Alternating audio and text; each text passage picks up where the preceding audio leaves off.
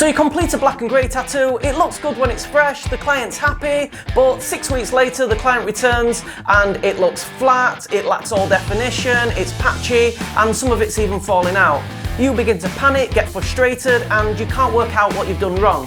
Well, if this is happening, guys, this is the video for you.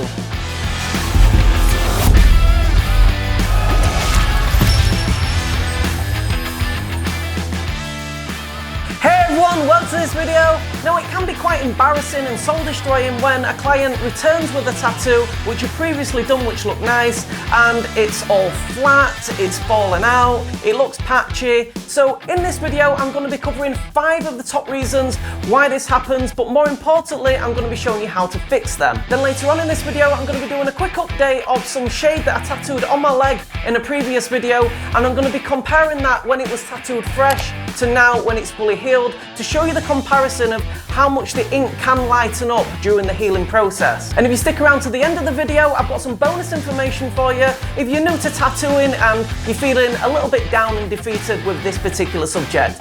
So with all that said, guys, let's not waste any more time and get straight into it.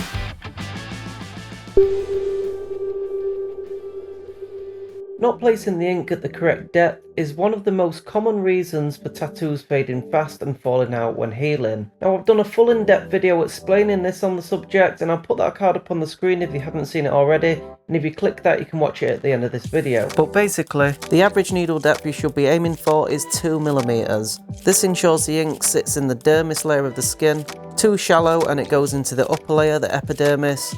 And this is where the ink will look pitted, patchy, and sometimes even fall out when it's fully healed. Too deep and it goes into the hypodermis layer, which will result in what's to refer to as a blowout. These 2 blowout videos cover everything you need to know about blowout, so I'll put that card on the screen, and if you click that you can watch it at the end of this video.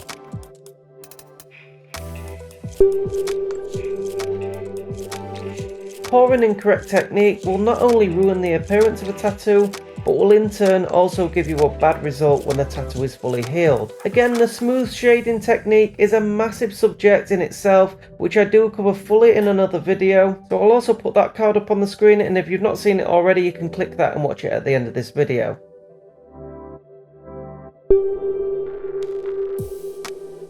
Aftercare is one of those subjects where 20 artists will give you 20 different pieces of advice. Some will apply aftercare cream or lotion such as tattoo goo and wrap the tattoo.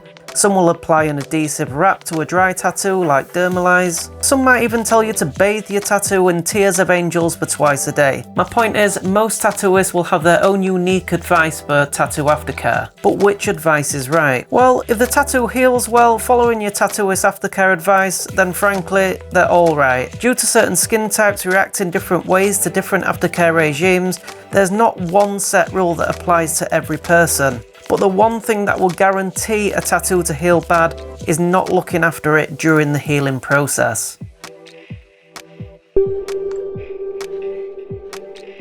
Now, whether you mix your own grey wash with black ink and distilled water, or you buy pre-mixed, for the best healed results it's absolutely imperative you only use quality branded inks from reputable suppliers. Using cloned or cheap unbranded inks is not only irresponsible and a health risk to your client, but will almost guarantee a really poor looking tattoo when fully healed. If you want to know more about the risks of using cloned ink, I've done extensive research on this in other videos, and I'll put a card up on the screen and you can check that out after this video.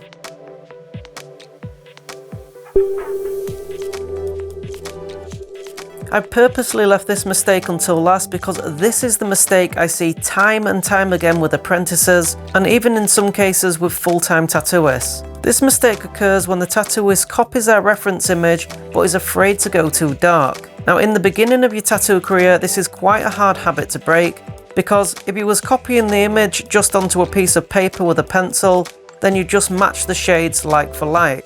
But tattooing is different in the sense that you have to account for the shades to go much lighter when they're fully healed. Now, to break this habit, it's really down to lots of practice and being confident knowing how light each particular shade you tattoo into the skin is going to heal. A good rule of thumb for beginner tattooists is to lay down the black in the design first when possible, and then travel through your darkest shades right through the tattoo and ending with your lightest. By having the base layer of black at the start of the tattoo, it can really help guide you and give you a better point of reference for laying down those darker shades. In this next section, I'm going to be comparing a piece of freshly tattooed shade on my leg, which I did a while ago, and compare it side by side now it's fully healed, just to show you a comparison of how much a dark shade can actually lighten on the skin during the healing process.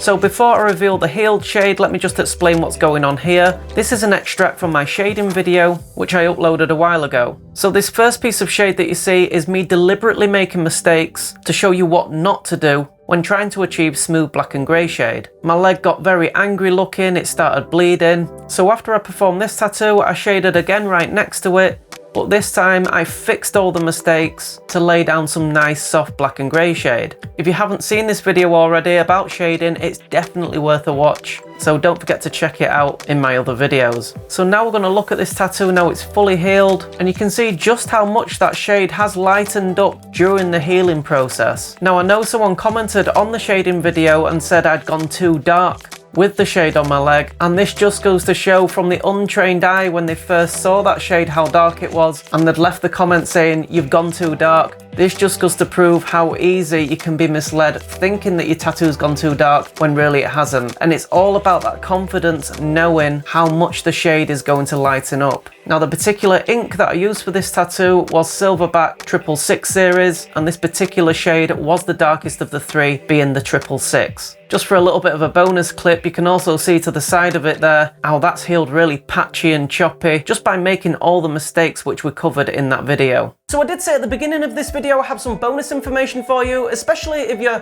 new to tattooing and you're feeling a little bit defeated and a little bit down with your work. And first and foremost I want to say is, this issue happens to the best of us. Any tattooist that tells you this never happens, quite frankly, probably lying. Now, as we've discussed in this video, this issue can be down to many problems, but sometimes it can be completely out of the tattooist's hands and it's down to the client just not adhering to the correct aftercare.